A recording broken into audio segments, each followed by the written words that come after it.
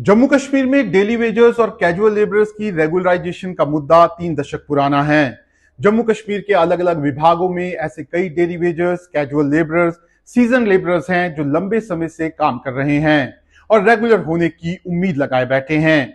एक अनुमान के मुताबिक जम्मू कश्मीर में डेली वेजर्स और कैजुअल लेबरर्स की संख्या 60,000 से ऊपर की बताई जाती है, जिसमें सबसे ज्यादा करीब 30,000 से ज्यादा डेली वेजर्स और कैजुअल लेबरर्स पीएचई विभाग में काम कर रहे हैं। हालांकि उमर अब्दुल्ला सरकार ने जो कमेटी हाल ही में बनाई है वो ये पता लगाएगी कि आखिर जम्मू कश्मीर में कितने डेली वेजर्स, कैजुअल लेबरर्स काम कर रहे हैं। इन सभी डेली वेजर्स और कैजुअल लेबरर्स की बात करें तो पीएचई के daily wagers PHE employ united front के बैनर तले काफी लंबे समय से अपनी रेगुलराइजेशन को लेकर आंदोलन चला रहे हैं। हाल ही में असेंबली सेशन में जब डेली वेजर्स का जिक्र बजट में नहीं आया तो पीएचई के डेली वेजर्स, कैजुअल लेबरर्स ने सड़क पर उतरकर आंदोलन किया था, जिसके बाद उमर सरकार ने एक कमेटी का गठन कर दिया था और बाद में कहा था कि कमेटी डेली वेजर्स और कैजुअल लेबरर्स से भी उनके मुद्दों को लेकर बात करेगी। इस बीच पीएचई एम्प्लॉय यूनाइटेड फ्रंट ने बयान जारी करते हुए कहा था कि वह पीएचई के डेली वेजर्स और कैजुअल लेबरर्स का आंदोलन लड़ रहे हैं और दूसरे डिपार्टमेंट के डेली वेजर्स और कैजुअल लेबरर्स को अपना आंदोलन खुद लड़ना होगा, जिसके बाद बाकी डिपार्टमेंट्स के डेली वेजर्स और कैजुअल लेबरर्स का आंदोलन किस तरह से होगा उसको लेकर सवाल उठ रहे थे। ऐसे में अब daily wagers, casual labourers United front जो लंबे समय से सभी विभागों के डेली वेजर्स और कैजुअल लेबरर्स को एक छत के नीचे लाने की वकालत कर रहा है, उन्होंने 21 और 22 अप्रैल को जम्मू के हरि सिंह पार्क में महापंचायत बुलाने का फैसला किया है। इस महापंचायत में फ्रंट ने सभी विभागों के डेली वेजर्स और कैजुअल लेबरर्स और उनकी एसोसिएशन को आने का न्योता दिया है। खास तौर पर उन्होंने पीएचई एम्प्लॉयज यूनाइटेड फ्रंट को भी इसमें शामिल होने के लिए कहा है। 2 दिन तक चलने वाली इस महापंचायत में 21 अप्रैल को विपक्ष के नेताओं और 22 अप्रैल को पक्ष के नेताओं को शामिल होने का न्योता दिया गया है।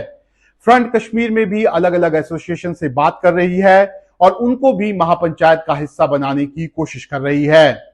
Daily wagers, casual labours United front में ऐसे नेता भी हैं जो पहले पीएचई एम्प्लॉय यूनाइटेड फ्रंट का हिस्सा थे, लेकिन अब उससे अलग हो चुके हैं। Daily wagers, casual labours United front भी लंबे समय से प्रदेश के सभी विभागों में काम कर रहे डेली वेजर्स और कैजुअल लेबर्स को एक मंच पर लाने की कोशिश कर रही है। पीएचई एम्प्लॉय यूनाइटेड फ्रंट ने खुद को इस एसोसिएशन से दूर रखा है। पीएचई एम्प्लॉय यूनाइटेड फ्रंट का मानना है कि daily wagers, casual labourers United front राजनीतिक दबाव में काम करती है।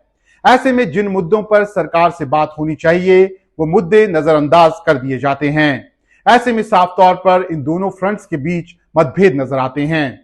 पीएचई एम्प्लॉय यूनाइटेड फ्रंट की बात करें तो उनका कहना है कि उनका आंदोलन लंबे समय से चल रहा है। उनका आंदोलन दूसरे विभागों के आंदोलनों से अलग है। पीएचई विभाग एसेंशियल सर्विस में आता है। पीएचई विभाग के कर्मचारियों को एसेंशियल सर्विस होने के कारण 32 दिन की सैलरी मिलती है। पीएचई विभाग में सबसे ज्यादा डेली वेजर्स और कैजुअल लेबरर्स काम करते हैं। उनके विभाग के पास डेली वेजर्स के 400 करोड़ के पेंडिंग वेजेस भी पड़े हैं। ऐसे में उनके विभाग के डेली वेजर्स और कैजुअल लेबरर्स को सरकार को अलग से ट्रीट करना चाहिए, जिसकी लड़ाई वे लड़ भी रहे हैं, जो सड़कों पर नजर भी आती है। वहीं दूसरी तरफ daily wagers, casual labourers United front की कोशिश ये है कि वे सभी विभाग के डेली वेजर्स को एक कॉमन प्लेटफॉर्म पर लाए, जहां सरकार और विपक्ष दोनों से बात हो और प्रदेश के सभी डेली वेजर्स और कैजुअल लेबरर्स जो दलों में बंटकर अपने हकों की लड़ाई लड़ रहे हैं उन्हें उनके अधिकार मिल सकें। लेकिन डेली वेजर्स और कैजुअल लेबरर्स की इस लड़ाई में साफ तौर पर गुटबाजी नजर आती है, जो कहीं ना कहीं इस लड़ाई को कमजोर कर सकती है। ऐसे में जरूरी है कि सभी एसोसिएशन आपस में संवाद करें ताकि सरकार को यह संदेश ना जाए कि इन एसोसिएशन की राय अलग अलग है और वर्षों से इंतजार कर रहे इन डेली वेजर्स का मुद्दा और लंबा खिंच जाए।